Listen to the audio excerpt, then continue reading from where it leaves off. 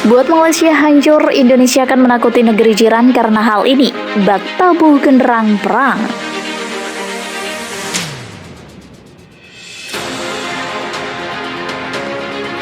Presiden Joko Widodo kanan bersama Perdana Menteri Malaysia Mahathir Mohamad menyampaikan keterangan pers usai pertemuan di Istana Bogor, Jawa Barat.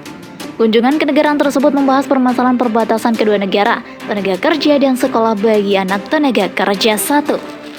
Setelah Indonesia, hubungan antara negara Indonesia dan Malaysia tercium kembali memanas. Ada ketegangan antara dua negara yang bertetangga ini. Digadang-gadang ketegangan antara Indonesia dan Malaysia saat ini bak ada perang dingin di antara dua negara tersebut. Tak berhenti di situ, pemerintah Indonesia kini sudah mengambil sikap tegas dengan menghentikan sementara TKI atau tenaga kerja Indonesia ke Malaysia.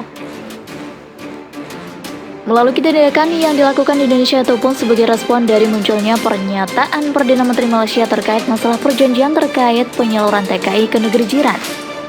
Melansir dari tribunnews.com, sebelumnya isu tak adanya perlindungan terhadap TKI di Malaysia sempat mencuat. Hal itu membuat pemerintah Indonesia memilih melakukan tindakan tegas untuk menghentikan pengiriman TKI ke negeri jiran. Indonesia membekukan sementara pengiriman tenaga kerja ke Malaysia karena negara itu dinilai tidak menghormati nota kesepahaman yang ditandatangani pada April 2022. Direktur Perlindungan Warga Indonesia dan Badan Hukum Indonesia Kementerian Luar Negeri Juda Nugraha dalam jumpa pers Kamis 14 Juli 2022 menjelaskan, pada 1 April lalu Indonesia dan Malaysia telah menandatangani sebuah nota kesepahaman mengenai penempatan dan perlindungan pekerja migran Indonesia di Malaysia. Dalam nota kesepahaman tersebut, khususnya di pasal 3 dan Appendix C, disepakati bahwa penempatan kerja migran sektor domestik dari Indonesia ke Malaysia dilakukan melalui satu kanal. Sistem ini menjadi satu-satunya mekanisme yang sah untuk merekrut dan menempatkan pekerja migran sektor domestik asal Indonesia di Malaysia. Namun, lanjut Juda, Kedutaan Besar Republik Indonesia di Ibu Kota Kuala Lumpur menemukan beberapa bukti yang menunjukkan Malaysia masih menerapkan Made Online, sistem perekrutan lewat internet yang tidak ada dalam nota kesepahaman antara kedua negara.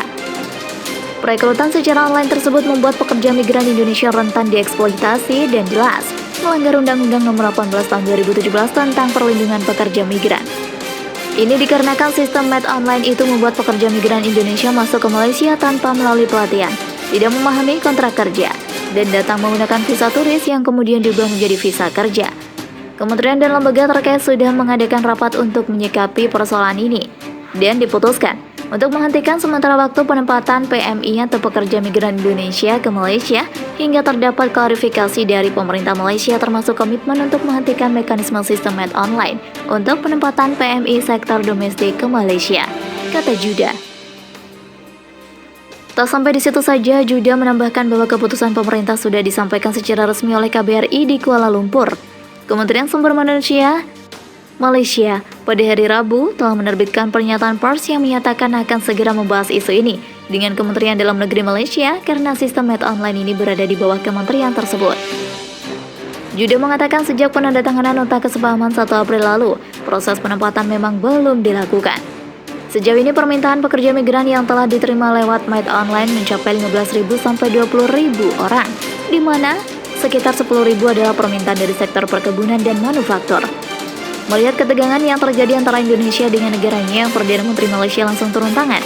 Perdana Menteri Malaysia Datuk Seri Ismail Sabri Yaakob telah menginstruksikan Kementerian Sumber Daya Manusia dan Kementerian Dalam Negeri untuk segera menyelesaikan masalah nota Life stage が変化したあなたにビズリーチ管理職など kesepahaman atau MOU perekrutan tenaga kerja Indonesia yang ditandatangani antara kedua negara.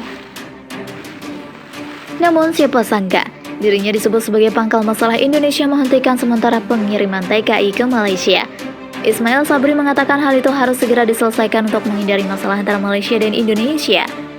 Saya tidak mau masalahnya berlarut-larut. Saya katakan kepada mereka untuk menyelesaikannya dengan cepat karena saya khawatir jika kita gagal melakukannya, kita akan memiliki masalah dengan Indonesia, katanya kepada wartawan setelah meresmikan program kepemilikan rumah dan karnaval Jom Beli Rumah kemarin ini. Sementara itu, salah satu anggota parlemen Malaysia dari oposisi Lim Guan Eng mendesak PM Malaysia bertanggung jawab. Anggota parlemen Bagan ini mengatakan intervensi pribadi Perdana Menteri dapat segera meyakinkan Indonesia untuk mencabut penangguhan pengiriman TKI Malaysia. Menurut dia, sejumlah sektor sangat bergantung pada tenaga kerja migran. dan diharapkan nantinya bisa memacu pemulihan ekonomi pasca pandemi di Malaysia. Perdana Menteri Ismail Sabri harus turun tangan secara pribadi menangani penangguhan pengiriman pekerja asing dari Indonesia, baik untuk memperbaiki hubungan dengan Indonesia dan menunjang pertumbuhan ekonomi Malaysia untuk melawan anjloknya ekonomi global yang diperkirakan pada akhir tahun. Kata Lim dalam sebuah pernyataan seperti dikutip dari Malaysia Mail pada Sabtu. Belum pernah situasi seburuk ini sebelumnya karena kita kekurangan 1,2 juta pekerja, industri perkebunan dan industri sarung tangan saja menghadapi kerugian 21 miliar ringgit Malaysia dan kerugian bisa mencapai puluhan miliar ringgit lebih jika sektor lain dimasukkan, kata Lim. Ismail harus berhenti mendelegasikan masalah tetapi mengambil alih ketika ekonomi negara, komunitas bisnis dan rakyat menginginkan solusi segera.